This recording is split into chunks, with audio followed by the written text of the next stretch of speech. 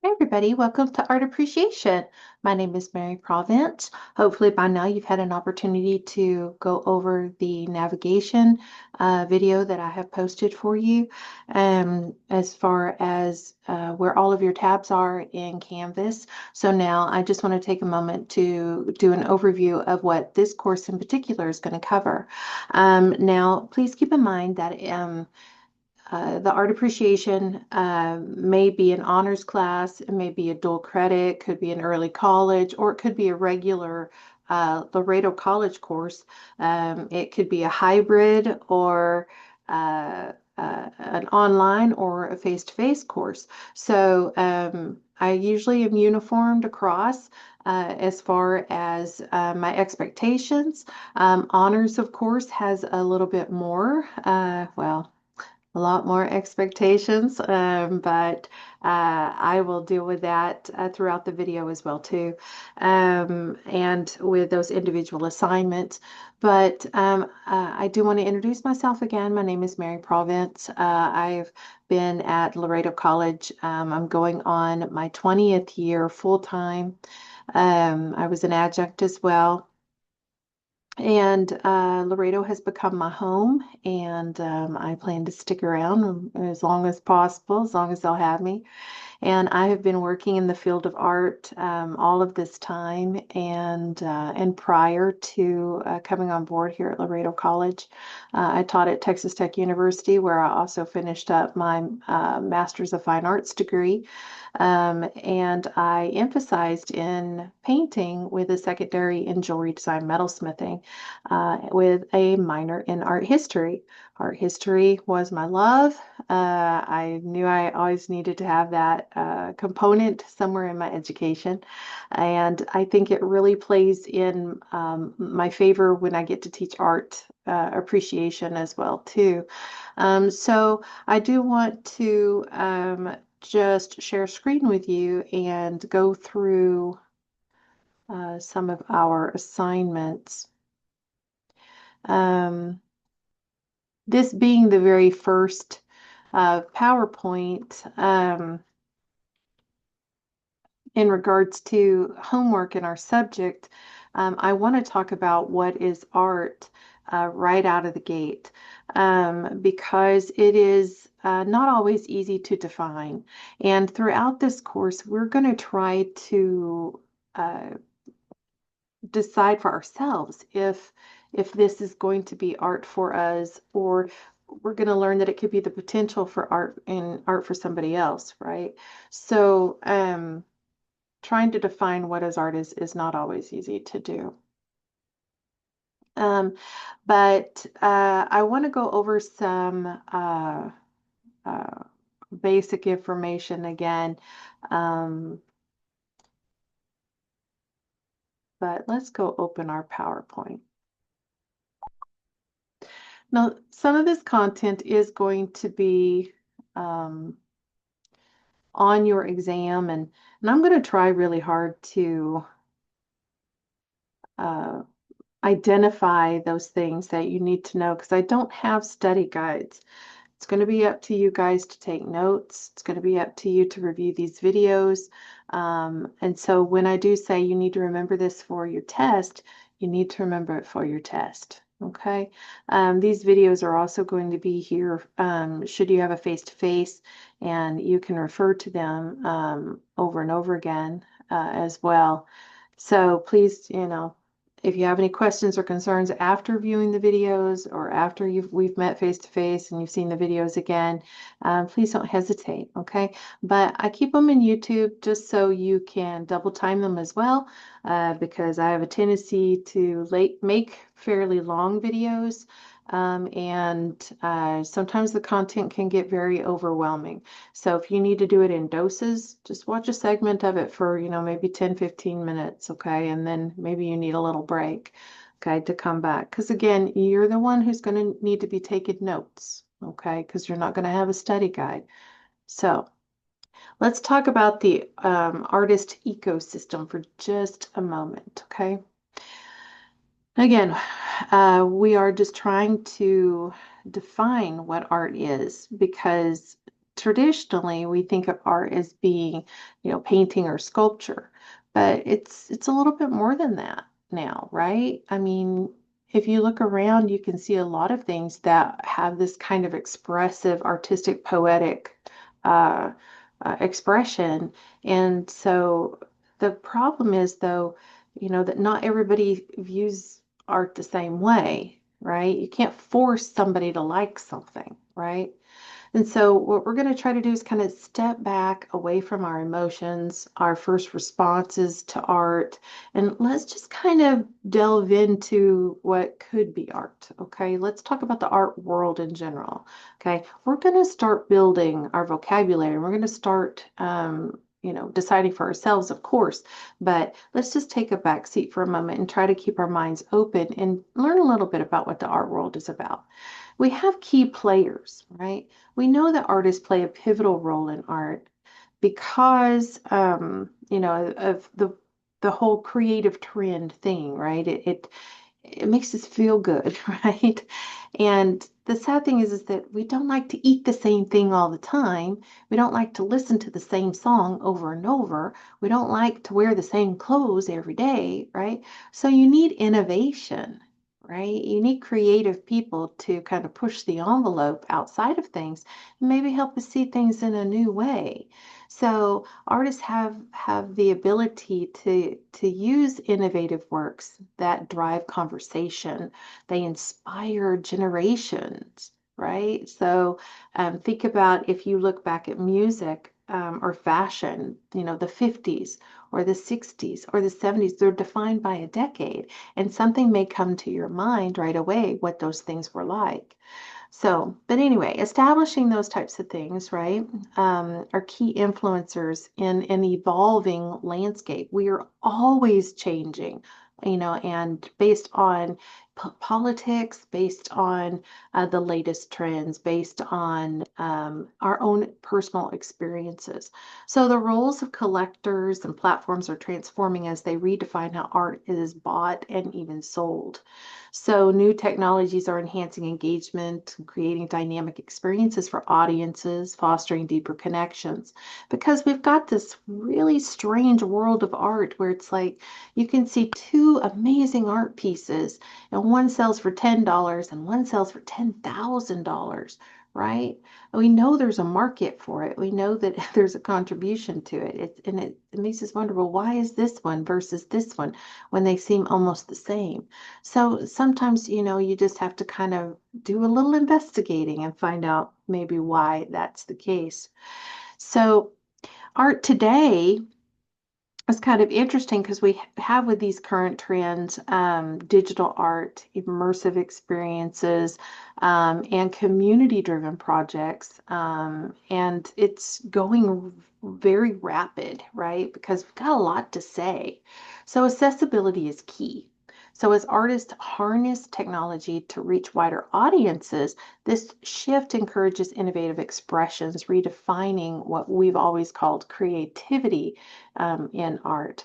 So, art today will reflect societal changes, fostering engagement and collaboration among diverse communities, right? But again, before we can really look at that in depth, in the cultural sense in the society, we have to kind of grasp the basic concepts of art. It's not easy to do, right? So in this particular presentation, these are the six student learning outcomes that I want us to be able to cover. Okay, I want you to learn and be able to describe art as an expressive means using media and forms. Explain what art is, what is creativity, what's the difference between trained and untrained artists. Understand how representational and non-representational arts relate to reality. What are these terms looking and seeing, right? How are they the same? How are they different? But also, I need you to be able to differentiate between form and content, and also discuss how iconography communicates to an audience, okay, and particularly how it can communicate to you as well, okay? So we know that visual creativity can take any form, right? and when we're talking about creativity, or visual creativity, we're talking about visual art, art, right? It's the product. And that product can be things like film, pottery, computer graphics, right? Paintings, drawings, etc. Okay, and we use what's called a medium. Now, a medium is a particular material. Okay, it can also mean an accompanying technique, and the plural is media. That's a test question.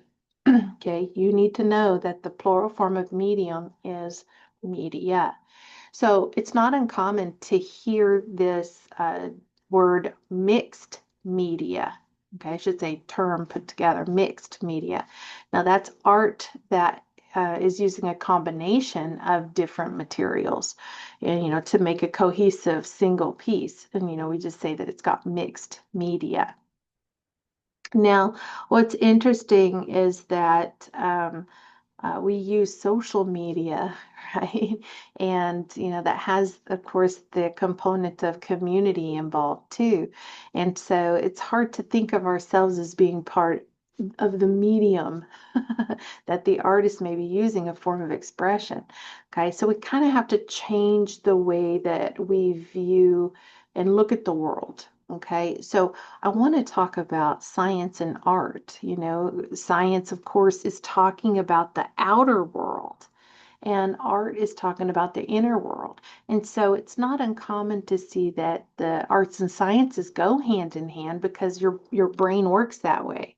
Okay, you've got right and left, you got analytical and creative. And what we've discovered is that people need both of those things if they need to function better, if they want to balance function with meaning in particular, right? So that is why, you may be asked to take this course, an arts course for your major area. Okay. And you may hate art right now. You may go, why do I have to take this? Right? Because they're making me do it, right? Okay.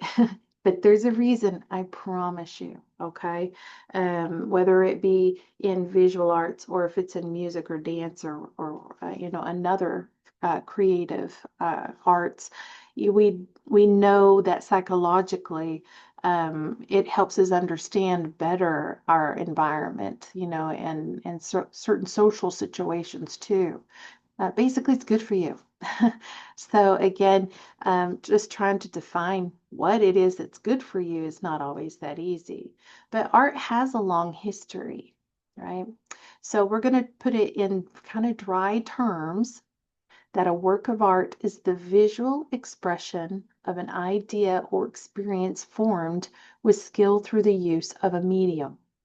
Okay, we already know the definition of a medium. It's the materials that's being used to create the physical, tangible form of that idea, right? Of that expression.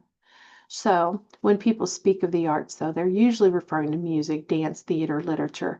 But in our case, and through this whole course, it is going to be the visuals. And as what we can see here, art's been around a long time. We've had this insatiable need to create, to leave a mark somewhere, including these handprints, to tell stories. Even if you don't speak the same language, but you're looking at art and it's telling like a picture book. We understand meaning through the visual that way. So with the nature of art, you have art's essence, right? It embodies the spirit of creativity, individual expression, cultural influences, emotional depths, conceptual ideas. Through different forms and mediums, art communicates messages that resonate with viewers, making it a pivotal element in understanding human experiences and emotions. By engaging with art, one can explore the profound connections between culture and personal interpretation. Okay, so the artist forms artwork, then the artwork forms us, right? It's this two-way street. You can be thinking about, oh yeah, I like blue. Blue's okay.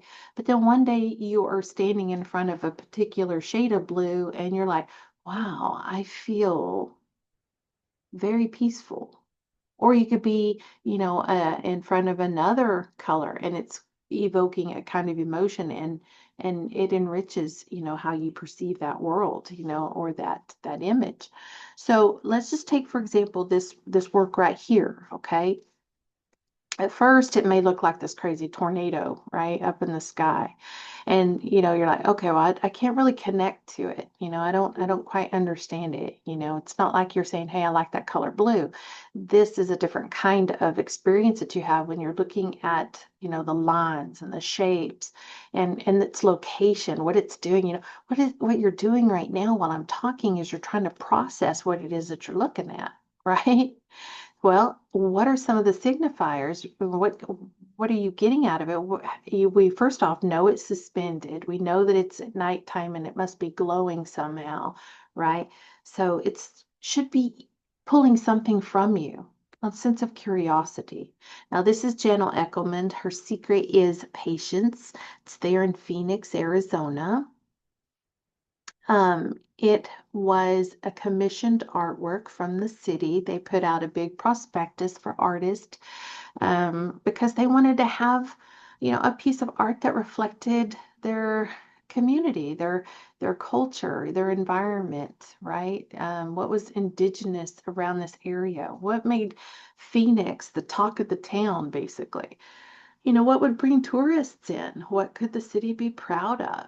So, they put out this call to artists, and this is what they came out with, right? Could they have not done better? Could they have done worse? I mean, what is it about this piece?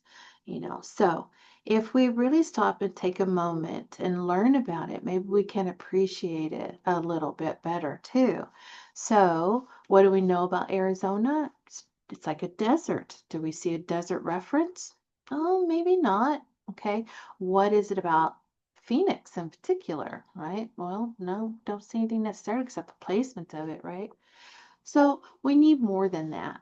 So an artist statement, who the artist is, can tell us a lot also about the art, right? So what the artist is saying is, quote unquote, that this was a spiny cactus putting down roots in search of water in the desert, saving up every ounce of energy until one night, in the middle of the cool darkness, it unfurls one succulent bloom. So this is a cactus flower, right? And it's got movement to it. It's almost like you were part of it blooming in the cool night. And you get to witness that, right? So all of the networking, and the suspension of it, maybe it says something a little bit different to us now than what it said before. So the artist is not from Arizona. This is her interpretation. This is what she experienced there, right? And so the title itself, Her Secret is Patience, was a quote from Ralph Waldo Emerson. But this work embodies the central theme of the book. Artist creation, again, two-way street. So sometimes that two-way street, maybe it has nothing to do with the art. Maybe it does. I don't know. But we're going to look at this one for just a moment. This is Burnett Newman's Cathedra. The painting was done in 1951. Okay. Now, what's interesting is that about 50 years later, it was attacked. Um, so obviously, the person who attacked it, probably didn't know the artist, probably didn't know anything about this artwork, but just was like going to make a statement, I guess, right? So goes over, takes a carpet knife, and starts cutting up art, right? So attacker gets imprisoned, gets fined this huge amount of money, and people wanted to know, well, why? Why did you do this to begin with anyway? And he said that he wasn't against all art. He was only against abstract art and realism. Now, did that give him the right to go in and destroy this? And the fact that it got destroyed, why did he do prison time? It's not like he killed anybody. It's not like, I mean, yeah, destruction of property, but you know, to do jail time, prison, not just jail, prison, right? When we easily can take an artwork that somebody gave us, they drew us a picture and we put it on the fridge, starts to get old, you put it in the trash. We don't go to jail. We don't get fined hefty, right? So the value of art's kind of interesting to us as a society. This work was actually created during the minimalist movement, and it was to depict the throne of God. The blue was supposed to represent this kind of calm, holy place. Like if we were a moment ago imagining the color blue and it made us feel a certain way, this was supposed to do that for us. And yet, this calming painting evoked such violence and hatred towards it. You can't always gauge what the audience is going to get. Artists do take a chance. They take a risk sometimes. And that's a scary thing, because we're not always in an environment that allows us to be expressive or to be creative. And so, there's been studies to try to figure out, well, why is it that some people are more creative than others? Is it fostered? Is it a genetic, right? It's very interesting. We still study it. We don't quite understand why some people are willing to take the risks, some people aren't. You can have a very creative person, but they never express that, because of, whatever is stopping them, to cause them fear to do so. Um, it's sad when you think about it. So creativity is the tendency to generate or recognize ideas, alternatives, possibilities that may be useful in solving problems, communicating with others, entertaining ourselves and others. That's just a bonus, right? But creativity in art informs transforming your ideas, imagination, and dreams into reality. You're making tangible something that is intangible. You're saying something that you can't necessarily say with words, right? Now, Albert Einstein, his thoughts about creativity, there's a whole huge bag full of what he had to say about creativity. But I found that it was interesting that he said this: intelligence is having fun, seeing what others see, and thinking what no one else thought. Sorry, I put thunking. I was typing kind of fast, but what no one else thought. But more important than knowledge. Now, these are all just little quotes I stole from other longer things that he had to say at the time, but that's what I thought was kind of interesting. These little sections, it's seeing what others see, right? It's more important than knowledge, because it's almost like the possibility that you're onto something could be, the next factual thing, right? The exploration, and then it becomes knowledge, right? But he believed creativity can be contagious, suggesting it can be shared and even spread, right? You can be in an environment that says, here's you a bunch of clay, go build something, right? Or you can be in an environment that says, here's some clay, you don't get to touch it. Just look at it, right? And you could be in an environment that just doesn't even want to give you any clay to admire in any way through your eyes or hands, right? So it's interesting though, because there was a book that was written, and you need to remember this for your test right here. You need to know the 5 DNA traits, also known as discovery skills, that were from this book, The Innovator's DNA, Mastering the 5 Skills of Disruptive Innovators. You don't have to know the title of the book or the author's names, but I do want you to know these 5 DNA traits for your test, okay? One of which, associating. Okay, now on your test, you're going to be asked to just mark them off, not to define them. You're not going to see the whole definition. You're just going to find associating, questioning, observing, networking, and experimenting. Okay, so you need to know those 5 things. But to put it in a nutshell, associating is the ability to make connections across seemingly unrelated fields. Questioning is persistently challenging the status quo, asking why things function as they do now, or how and why they can even be changed, right? Observing, intently watching the world around without judgment in search of new insights or ways of operating. The hardest thing we do is not judging. Judging is a survival tactic. Even when we're judging ourselves, it is a way for us to initiate change, right? It's a survival thing. And yet here we're trying to, just through observation, to keep an open mind without judgment.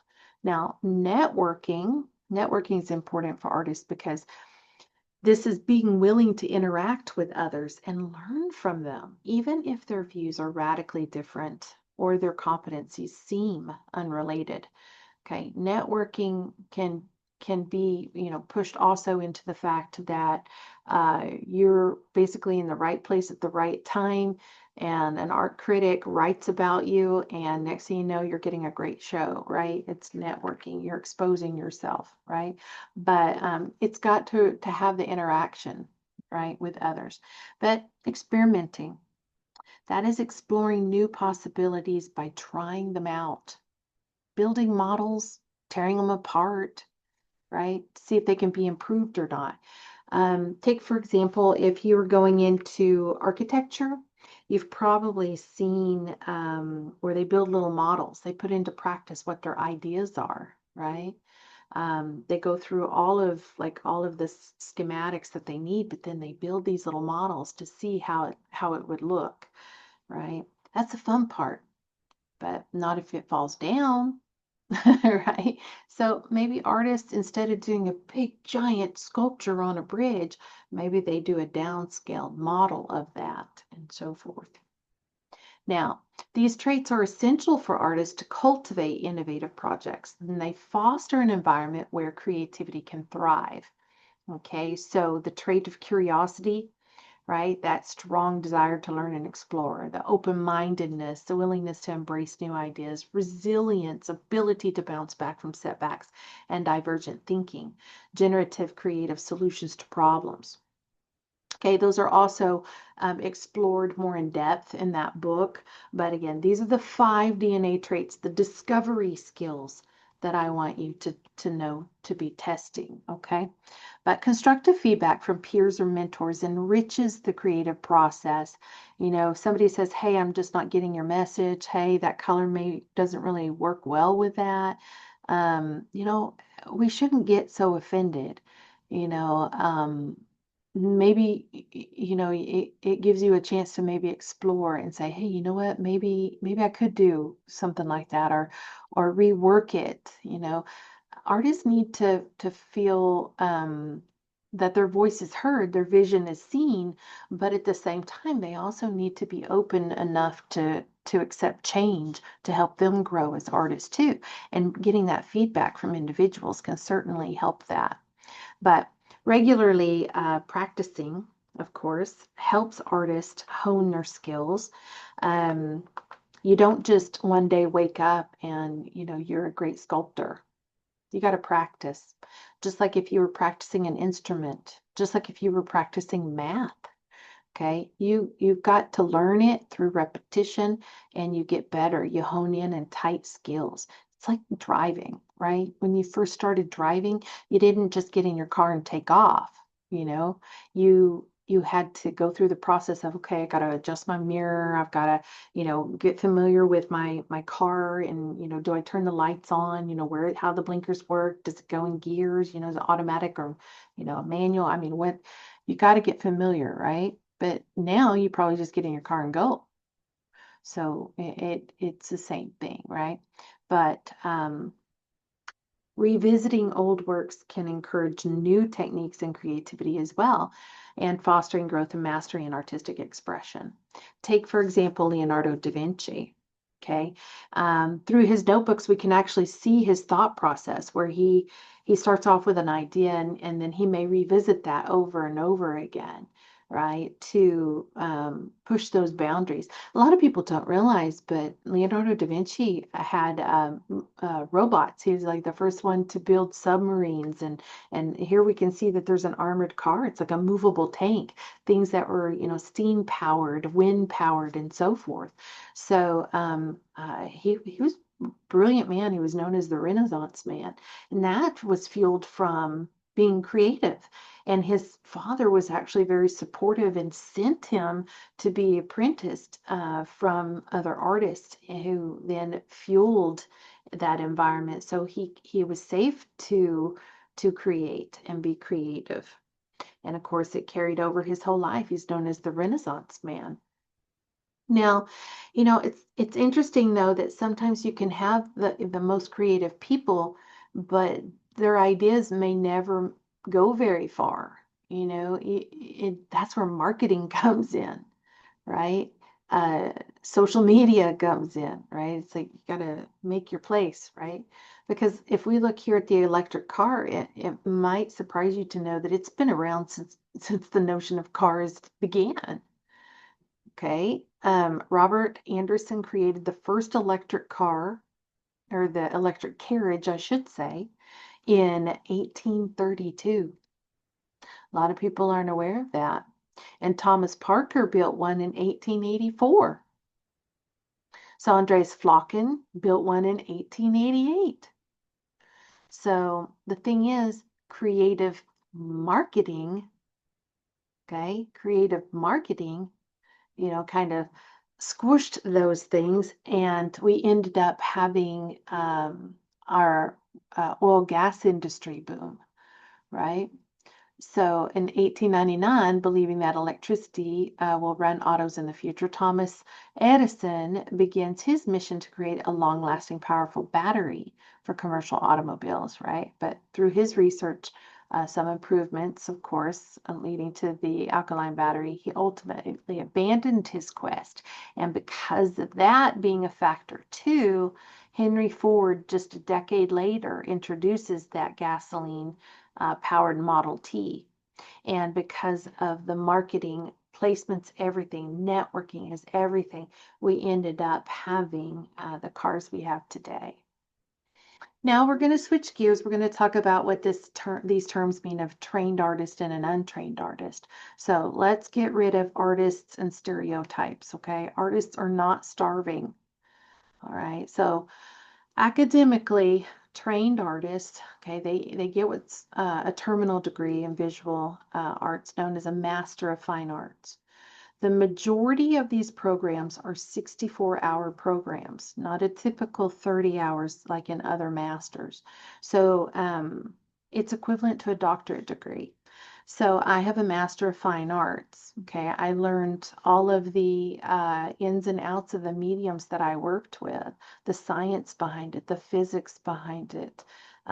Take, for example, weight conversions of wax into a particular kind of metal when you're doing casting, whether it be non-ferrous like gold or silver versus aluminum. Okay, so um, it's not as easy as some people think when you say, "Oh, you're going to be an artist," right?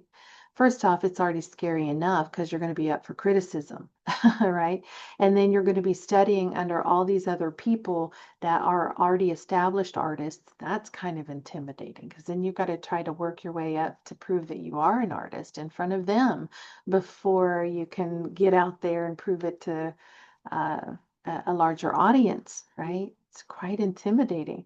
And then you're learning all of these other things, the social history behind the medium, when it came into existence, how that story happened, and what location a particular pigment might be coming from. There's all sorts of things that come into play. So, getting an MFA is not an easy thing to do. Now, with artist occupations, okay, because again, we want to get rid of the stereotype. There are approximately 2.1 million, or about 1.4% of the US workers, and 6.9% of professional workforce. Okay, and that's in 2025. That's in our economy. Okay, so we obviously are not starving. Okay, we're not. That's a lot of people that it would be like, starving. But we're talking about designers, like your graphic, industrial, fashion, floral, interior, performing artists, fine artists, art directors, animators, writers and authors, architects, right? And when I'm talking about your writers and authors, we're talking about people who are doing the research for art history. Okay, so they're diving into, share their knowledge with us too, right? So these percentages, they come up to roughly about 106 due to the rounding or the overlapping of the classification categories. But the actual breakdown likely distributes a small remainder across other niches of the art roles. So again, I just wanted to kind of give you guys a visual, of these artist occupations on a pie graph, and you can see that there are a lot of designers. Designers, they're not at liberty to have the same traditional types of expression. They still do express using elements and principles, but we don't look at a chair and go, oh, that's an awesome work of art, right? We sit in it. It's functional, right? It's designed well, to feel comfortable, or it's aesthetic property for a particular environment. Like, does it go in a living room or does it go in a cafeteria, right? So designers have a huge role in the industrial world, like with cars, right? It's when you want to turn on your car radio, is it in arm's length, right? I don't know if y'all use radios, but your music devices. So designers are vitally important, and they are part of the art world for sure. So what I decided to do, I implemented AI and I said, list 200 artist occupations. Just wanted 200. I said 500 at one time, and there's more, right? There's definitely 500 or more. But I wanted to kind of give you an idea, that a lot of times people don't quite understand that the arts are live. I mean, if you sit at the end of a movie and you see the art departments, I'm outdated. There's so many different fields in art now that dealing with digital media. I don't know what they do.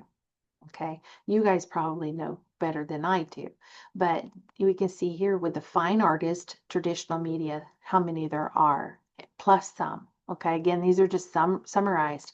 Digital and new media artist, photography, video arts, illustration and design, craft and decorative arts, art education and instruction, art business, museums, writing medium or media, and criticism, right? There's so many different occupations in the world of art. But here are your highest paying art jobs in 2025. Okay. Your FX artist. Okay. But who would have thought a medical illustrator? Mm-hmm. Yeah. Somebody needs to create those posters that you see when you go to the doctor, right? And they're giving you uh, uh, like, this is your thyroid, this is, a nodule, or, those kinds of things. But then next down, third place comes your game artist. That's right. You've got to understand the visuals if you're going to want somebody to buy into the idea that you're in a whole new world chasing something, right? Got to understand linear perspective, atmospheric perspective, color harmonies, right? Lead game designers, director of design, content director, content designer, graphic engineer, digital artist, game designer. It's all in those technologies, right? Those are your top paying art jobs. So they all have to start with me though. People like me in the foundations of art. They all have to take drawing. They all have to do design, two-dimensional, all design three-dimensional. They have to take their art histories, and then they can focus in on if they're going into industrial or fashion or digital. Okay, so if we just look here at another area such as jewelry jewelry design metalsmithing, which was my secondary. These are some areas that when they get a degree, they could easily go get a job like that. And we're talking bench jewelers, like setting stones, or if you break a ring and you take it into the jeweler, they're there fixing it for you. Manufacturing, import, export, goldsmiths, silversmiths, and so forth. I'm not going to read them all to you. You can hit pause and you can check it out yourself. But even a gemologist, okay, even a gemologist who is examining the stones needs to have an art background in order to understand the cuts and the clarity and so forth, right? Now we're going to switch over to untrained artist. And we have two categories. You have folk artist and outsider artist. Okay. Folk artists are a kind of outsider artist, but they have a little amount of training. Okay. But usually there's no formal art education. Okay. They're working in what's a traditional form. So on your test, that's what you need to remember. Okay, that the folk artist, okay, have little amount of or no formal art education, and your key word is tradition. Okay, now outsider artists, those who are largely unaware of art history and the art trends of their time, and they are working more intuitively with their own personal expressions. They're not caring about what Da Vinci did. They're not caring about what Joe Blow's latest art trend is down the street. They're just doing what they want to do. They've had no formal training at all. But let's look at Romare Bearden for a second. Romare Bearden, he began at the Lincoln University, transferred to Boston. Um, he's more of a commentary artist with his collages that he's created. Okay, and we're going to need to know this word collage here in a minute. You're going to need to have that for your definition, one of your definitions for the test. But he's created this image, it's called Rocket to the Moon. Okay, now this is during a time when everyone believed that we had made it to the moon. Because I say that like that because there's some people who don't believe we've been to the moon. Okay, but in 1969, okay, we've landed on the moon and we've witnessed millions of dollars in explosions before we got there. We had the space race. Okay, and Romare Bearden is looking over in his neighborhood, seeing living conditions that were quite deplorable. You're talking about starving families, slumlords, houses, some people are just really struggling, economically. And here we were sending, people to the moon instead of focusing on the problems that we had here. And so that's what this collage is about, Rocket to the Moon. But this word collage, it comes from the French word coller. It means to glue. Okay, it's a work made by gluing various materials, such as paper scraps, photographs, and cloth on a flat surface. Don't get it mixed up with a photo montage, which is what a lot of people think are a collage. It's a kind of collage, but a photo montage uses photographs and photographs only. A true collage uses different materials, okay, to come together. On your test, I want you to remember collage and what it translates out to mean. I want you to know its language, French, and what it translates out to be, which means to glue. So let's continue. Let's look at an outsider artist for just a moment that had no tradition whatsoever, okay? Now, is what he's doing any less important than what Romare Bearden was doing? No, okay? It's just another form of expression, but he used no power tools, and he wasn't trying to make this social commentary. He's just picking up these pieces and he's building, like before you know it, he ends up with these towers. We call it the Watts Towers, right? Because it's in Watts, California. But now we get to enjoy it. We can look at it. It is It took 33 years, and it looks like something like from Dr. Seuss. But he wasn't thinking about selling it. He wasn't thinking about, social comments, events that were going on. He just picked up broken dishes, tiles, melted bottle glass, shells, and colorful junk and created. Just wanted to. This lady right here, she just wanted to paint things that didn't exist in nature. She wanted to make her own plants. Okay. And she started, pretty late in life at 52. No art training. This guy here, he was at night, he did the night shift. He was a janitor in Washington, and he passed away, and his family found this in his garage. And they were like, you know what? You can't throw these away. These are incredible. Because his other job, he was a minister. He was a preacher. So this title, Throne of the Third Heaven of the Nation's Millennium General Assembly, took him 14 years to make before his passing. These things are life-size, these crowns you see. But what's really neat about it is, well, there's lots of neat things about it, is that it was all made of trash.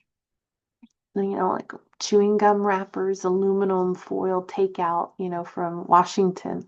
As he's emptying the garbage, he's recycled stuff, so I think it's kind of neat what he did. Here's an example of a folk artist, okay, and those with small amount of or no formal education, working within a tradition. Okay, we can see here, oh, sorry, I should have said folk artists follow styles that reflect their culture, and what has been accepted, imagery and passed down. I apologize. These are brand new PowerPoints that I created. So I'm sorry for the typo. But here we can see the retablo painting is a customary way of giving thanks to God when someone else escapes from danger or recovers from an illness, right? You can pay tribute. So, and this work in particular, a man was falsely accused of crime, but he has escaped execution. So we can see the narrative of the story, but it has this copper framing that's got like these little requisite designs in it, little punched designs in it, the texture. So let's now talk about this word visual literacy. Visual literacy is the ability to recognize, understand, and communicate the meaning of visual images. That is a test question, okay? So television and social media has made us virtually dependent upon visual information. Like even if the sound gets cut off and you're just watching TV, chances are you can tell what's going on because of the actors, the scene, the way that it's set up, right? You can kind of get an idea, right? What's happening. But, okay, that does not mean that we have become visually literate in the process. We still need more. Okay, we need to better understand visual literacy. There is a difference, okay, and art terminology so we can better understand the world around us. Okay, we don't want to feel like we're watching the world muted and just trying to figure it out. Okay, let's go learn some language. Okay, we need to learn how to read the language of vision, just like you need to be able to hear, people talking sometimes to get that meaning, right? So we can respond to the art, but particularly, again, the world with greater understanding and enjoyment. Now, I'm going to end this video. I'm going to come back, okay, because I don't want to make these videos super long, but I'm going to do a part 1 and a part 2, okay? So this is going to end our part 1, and I will be back with part 2.